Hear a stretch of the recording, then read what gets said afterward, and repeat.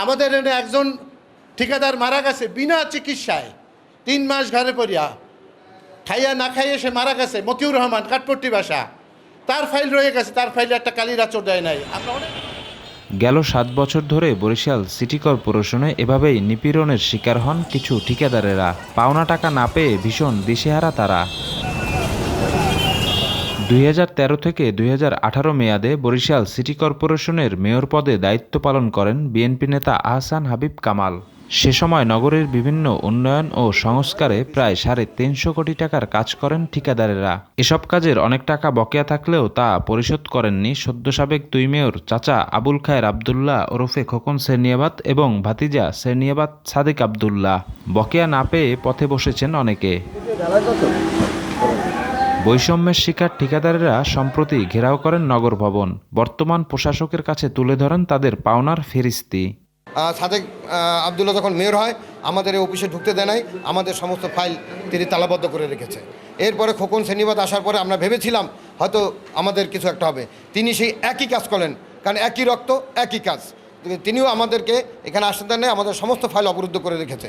City কর্পোরেশনের আপৎকালীন ঠিকাদার ছিলাম আমরা, যখন এই প্রজেক্টের ঠিকাদার ছিল না, কোটি কোটি টাকার কাজ করার কোনো লোক ছিল না, তখন আমরা এই 2-4-5 লক্ষ টাকার কাজ করে প্রশাসক এবং মেয়র মহোদয়দেরকে সহযোগিতা করেছি।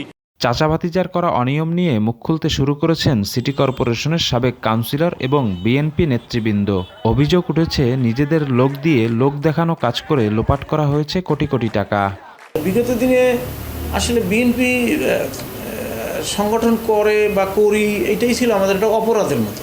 আমাদের দলীয় অনেক যারা বোনাফাইড ঠিকাদার, বেসিক্যালি তারা পেশায় ঠিকাদার, তারা ঠিকাদারি কাজ করে কাজের বিল পায় না। এখনও অনেক ঠিকাদার পেন্ডিং বিল নিয়ে আছে। ভাতিজা যখন ছিল তখন সে প্রায় 400 কোটি টাকার মতন টাকা নিয়ে তার ওয়াইফ পলায়নরত ছিল। সেই অবস্থায় কিন্তু তার ধরা পড়ছে। আবার এখন শুনতেছি যে এই যে নতুন মেয়র ছিল যে চাচা, সেও 100 কোটি টাকার মতন লোপাট করছে।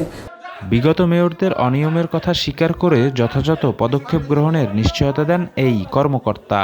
সম্পন্ন হয়েছে সেগুলো তাদের কত টাকা পাওনা আছে উন্নয়নমূলক কাজ, যেহেতু তারা সিটি কর্পোরেশনে কাজ করছে, ফলে তারা যে টাকা পাওনা আছে সেগুলোতে আমরা বিধি মোতাবেক কত টাকা আমরা দ্রুত পরিশোধ করতে পারি সেই আইনানুগ ব্যবস্থা গ্রহণ করা হবে, তাদেরকে জানানো হয়েছে সেটা। কিন্তু তাদের যে দাবি যেটা তাদেরকে জানানো হয়েছে যে তাদের কি পরিমাণ দাবি আছে, তাদেরকে সেই ডকুমেন্টসগুলো তারা আমাদের কাছে প্লেস করুক, এবং সেই প্লেসটা আমরা আমাদের যে অ্যাকাউন্টস অফিস আছে এখানে আমরা অ্যাকাউন্টসের সাথে চেক অ্যান্ড ব্যালেন্স করি যে কত টাকা, এবং আমাদের প্রকৌশল বিভাগ আছে তারপরে আমরা তাদেরকে সেই পাওনা টাকা যেটা আছে সেটা আমরা পর্যায়ক্রমে বিধি মোতাবেক আমরা পরিশোধ করব। গেল 7 বছরে পাওনা টাকা না পাওয়া ঠিকাদারদের পাওনার পরিমাণ প্রায় 70 কোটি। শফিক মুন্সি, দেশ টিভি, বরিশাল।